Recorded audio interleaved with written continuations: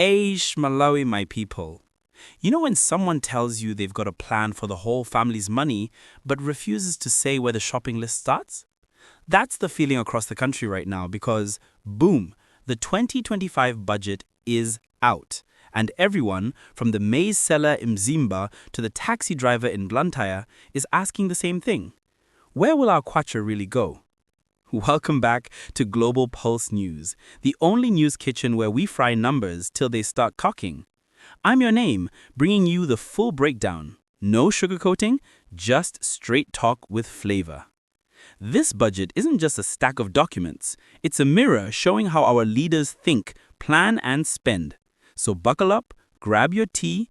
Today we're slicing the trillion-kwacha pie, Malawian style. My friends, the 2025 budget weighs in at around K5.58 trillion, and that's before counting the coins hiding under the carpet. To put it simply, Malawi is trying to live like a big family hosting a wedding. Many guests, small kitchen, but plenty of hope. Expenditure is around K8 trillion, meaning the deficit already stretching its arms like a hungry child. Government says the focus is on growth and stability, but the word deficit keeps whispering in the background.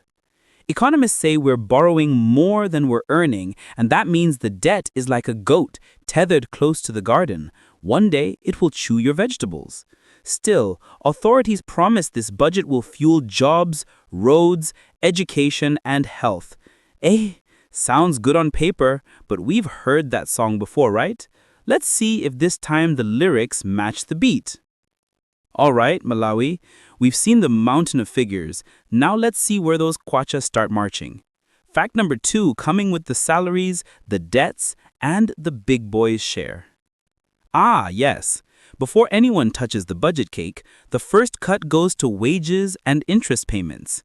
Civil servants must be paid, and our creditors don't accept excuses as currency. Wages sit around 1.5 trillion, and interest on public debt swallows over 2 trillion. That's already half the tray gone before we taste development. You see, in Malawi style, we say chimanga chilimunda ndichanga, but when harvest comes, the lone man arrives first. That's our situation, paying for yesterday while trying to build tomorrow. Government assures us the wage bill keeps public services alive and the debt service protects credibility. Fine, but that leaves little for new projects. The truth is, our financial blanket is short. Cover your head, your feet freeze.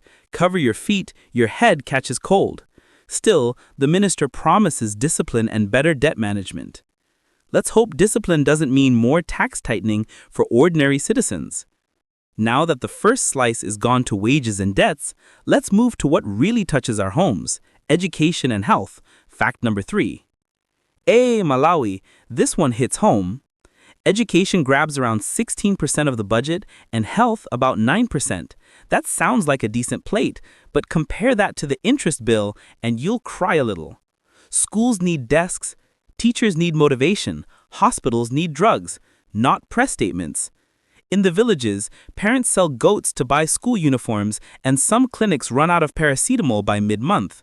So when you hear billions being allocated, you wonder where the pipe leaks. Officials promise improved learning materials and new district hospitals. Good moves, but execution will tell the truth. If managed well, this could create a generation that can read budgets instead of complaining about them. If not, we'll just keep producing graduates with no jobs and patients with no medicine. And that, my friends, is not development. It's a circle dance with no music. All right, let's leave the classroom and the clinic for a moment because the farm and the road are calling. Fact number 4, agriculture and infrastructure. Now, this is the backbone, eh? Agriculture gets roughly 8% of the budget. Infrastructure about 7%. Not bad, but remember, agriculture employs over 80% of Malawians. That's like feeding a family of 10 with one plate of sima. Still, there's money for fertilizer programs, aid-mark revamp, and megafarms. If implemented cleanly, this could reduce imports and boost exports. On infrastructure, expect road rehabilitations, energy projects, and water schemes. But remember our famous construction pattern. big launch ceremony, then machines disappear faster than rain in October. We hope this time accountability sticks like wet cement. Citizens just want to see results. Farmers selling maize at fair prices, roads that don't swallow cars in potholes, electricity that stays longer than the news bulletin. If this budget can nail that, then we clap. If not, we tweet. Now, from the ground to the pocket, fact number 5 is about how this budget touches your everyday life, from prices to jobs. You know that moment when the budget speech sounds sweet, but your wallet doesn't agree? That's where we are. Government projects moderate inflation, but prices of fuel, bread, and transport say otherwise.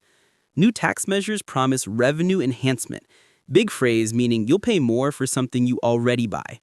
On the bright side, there's a push for job creation through agro-processing and public works. Fine idea, but most youth say give us skills, not just slogans. Because a nation can't survive on internships forever, my friend.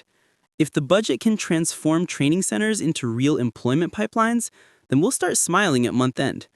Meanwhile, the cost of living remains the elephant in the room, or should I say the hyena in the kitchen. Let's see if these allocations really tame that beast. All right, friends, you felt the pocket pinch. Now let's see the political twist. Fact number 6 takes us to transparency, debt, and the balancing act that decides whether this budget flies or falls. Here's the part where the music changes key.